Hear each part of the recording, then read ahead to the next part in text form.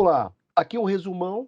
2 formatos, handheld com gatilho. O que é interessante, tá? O gatilho, 4 parafusos, tira fora e você trabalha na forma handheld. Vantagens do gatilho. Ele, apesar do equipamento ele não ser o peso de um EDA, de um equipamento tipo com formato de smartphone robusto, ele tem um formato de PDT, de coletor mesmo. Só que ele é muito bem equilibrado. Quando você pega ele na mão, você consegue ver que ele tem um peso bem equilibrado na sua mão. Ele não cansa, ele não bate a parte traseira do equipamento no seu pulso. O acionamento dele, ele permite que o operador ele tenha realmente um equilíbrio muito forte, né? Então isso é muito bacana. 28, 38 ou 47 teclas, depende muito da operação. Aí a maioria do pessoal prefere o de 47 ou de 28. Eu particularmente gosto do 38, porque ela tem as funções atrás, mas pelo jeito o pessoal ou gosta do teclado completo ou gosta do teclado extremamente reduzido. Eu queria te fazer 2 perguntas com relação a essa parte, Luiz. A parte do Scorpio, por exemplo, se eu compro um coletor hoje com 47 teclas, ou melhor, se eu compro um coletor com 28 teclas, é possível adquirir esse teclado à parte e eu trocar depois ou não? Não mais. Essa era uma característica do Scorpio X4. E aí eu falo um pouco por quê. Porque no caso, você tem esse equipamento, ele é constituído com vários sensores. E aí você tem a parte do display, que é o que eu falei, que existem não só a parte da antirreflexiva, mas a parte de sensibilidade, tudo fazendo parte da carcaça frontal, entendeu? Então aí você fala assim, isso encarece o produto? Sim, encarece. Só que aí ele consegue ter essas sensibilidades a mais aí também. Infelizmente, eu acho que esse foi um ponto negativo, porque isso era muito bacana no Scorpio X4. Mas, né, é aquela história, não dá para se manter todas as belíssimas características que tinha o Scorpio X4 no X5. Mas como você falou também, com os tempos mudados, a característica de você aproveitar mais do teclado virtual também é uma questão que é bem utilizada hoje, né? Como é que a gente vê hoje? Como é que você vê isso hoje no mercado? Mesmo com coletores que têm teclado físico? Eu, particularmente, eu gosto, por exemplo, do teclado reduzido, numérico, porque ele é mais prático, que você tem as teclas de funções destacadas e que você pode digitar rapidamente o teclado. Dessa maneira, você consegue deixar o display inteiro só para aplicação. Você consegue aproveitar mais do que eu tenho, por exemplo, o Memor 10 com 7, com 5, o Memor 20 com 7, e aí polegadas e tal, etc. Eu falei besteira agora, mas depois, como estamos falando do X5, vamos falar do X5. Mas o X5, ele tem um display consideravelmente grande para as aplicações, só que quando você puxa um pouquinho o teclado para cima, você perde um pouco da referência. Então, quando você acaba utilizando o teclado, dependendo do sistema, da configuração, você acaba ganhando toda essa tela para você desenvolver, né? Que são os designers agora de tela, né? Que agora estão mais preocupados com isso. O que é interessante? Quando lançamos o Scorpio X5 no ano passado, eu ouvi algumas críticas de algumas empresas de software. Os caras falaram assim, Luiz, essa tela, cara, é muito grande. Eu falei, não, o equipamento fica até desproporcional, parece uma raquete. Eu falei assim, porra, você acabou de destruir o meu equipamento, parece uma raquete? Não, porque, olha só, o meu software aqui é o Telnet. Tá vendo? Ó, telinha aqui, tal. Aí não muito longe, aí chegou um outro e falou, não, tá vendo? Meu software aqui eu só preciso coletar aqui, ó. Eu coleto o campo, digita a quantidade e tal. Eu não preciso de tudo isso.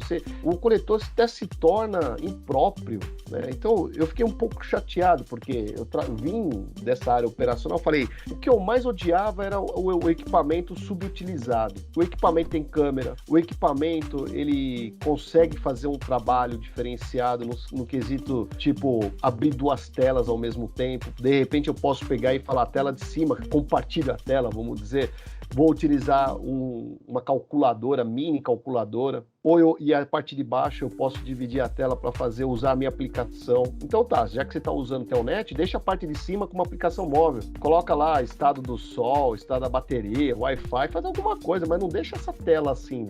Só que passados 5 meses, e aí olhando algumas matérias que não tem a ver sim, eu vi que 80% das empresas de software que trabalham para a parte de WMS, que trabalham com a parte de interatividade com o usuário, estão pagando agora muito bem para os UX designers, porque o que acontece? Eles acoplaram, por exemplo, uma foto de ruptura no meio do software. Então o cara está fazendo o trabalho lá de fazer a leitura de um produto, ver a localização, aí ele pega, ele precisa tirar, está quebrado. Em vez de ele sair da aplicação, dentro da aplicação ele clica, abre lá a foto, ele tira a foto, ele anexa e depois ele volta, por exemplo, para dentro do sistema. E no sistema ele tem que olhar a foto. Aí ele clica de novo. Tudo isso dentro de uma única parte no display. Então fica muito fácil do cara visualizar. Então eles descobriram que aquele espaço imenso, o equipamento que parecia uma raquete, vamos dizer assim, ele se tornou interessante. E aí a gente pegou e falou assim, agora acabou. Ninguém mais vai querer coletor de dados com teclado.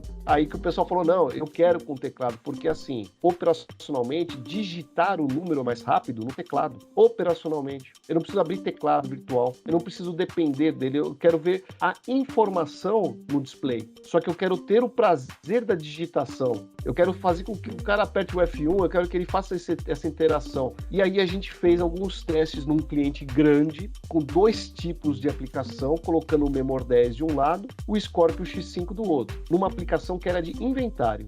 Na aplicação de inventário, foi muito rápido. O coletor com o teclado, o Scorpio X5. Aí eu falei, nossa, acabou com o Memor 10. Só que aí, daqui a pouco, ele fez um outro processo, um processo de ruptura, aonde ele tinha somente que fazer a leitura, mas ele tinha que ver a imagem. E ele não utilizava o teclado, ele fazia a leitura, mas ele não precisava de digitar quantidade, porque não era o intuito. O negócio dele, ele tinha que fazer a leitura somente, e ver e ser informado. E aí a gente colocou no Memor 10 um gatilho removível, a pessoa fez a leitura ali e tal, etc. E para a pessoa que estava fazendo esse movimento de trás para frente, olhar, ver o que ele estava fazendo para confirmar se a gôndola estava cheia ou não, aí o Scorpio X5, o cara falou, não dá para trabalhar com esse equipamento. E o Memor 10 foi campeão. Aí eu falei assim, cara, antigamente todos os caras de sistema faziam o mesmo software para todos os coletores.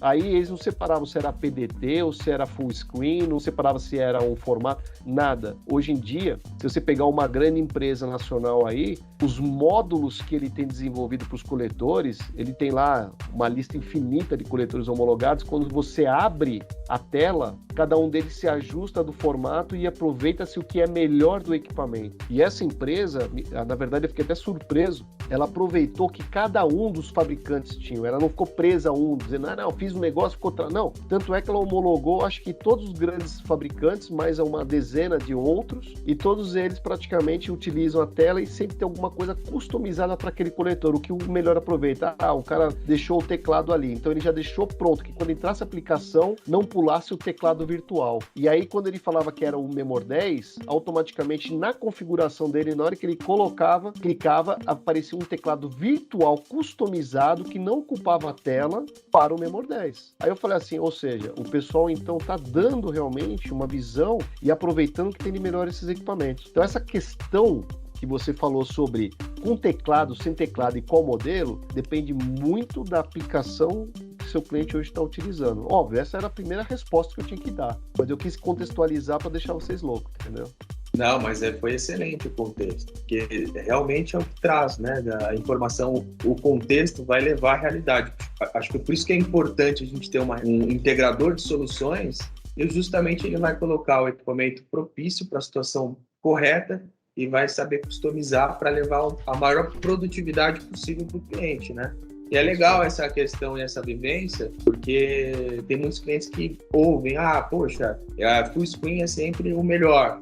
Não, o teclado é sempre o melhor. E isso não é verdade, vai muito da situação, né? Não, é fantástico, mas aí que tá, muitos clientes, eles vão por aquilo que eles enxergam e que o mercado traz. Se ele recebe só uma informação que o full screen é o melhor, ele vai falar, não, cara, não quero mais. Não quero mais saber do outro, porque o botão desgasta, porque isso, porque aquilo, tal, etc. O touchscreen também desgasta, entendeu? Há um problema também nisso aí. Mas desgasta? Sim, a tela também desgasta. Não é tudo eterno. Então, assim, cada coisa no seu lugar. Mas você vê, de novo, é um conjunto. É o cara da solução, a operação E é o que a gente sempre fala. O que o cliente espera de você? O que o cliente espera do equipamento? Qual que é a expectativa dele? Então, às vezes, a gente chega falando um monte sobre o equipamento e a gente não olha a operação. Aí, quando você vai ver, o cara fala, não, porque eu quero full screen. Na hora que você vê o cara digitando ali 5, 6 minutos lá, você fala, desculpa, para essa tua operação, full screen, você vê se é o software é o mesmo, para você vai ser problema. Aí o cara já leva um susto. E aí nessa hora que você tem que ter esse embasamento e essas informações para ele também.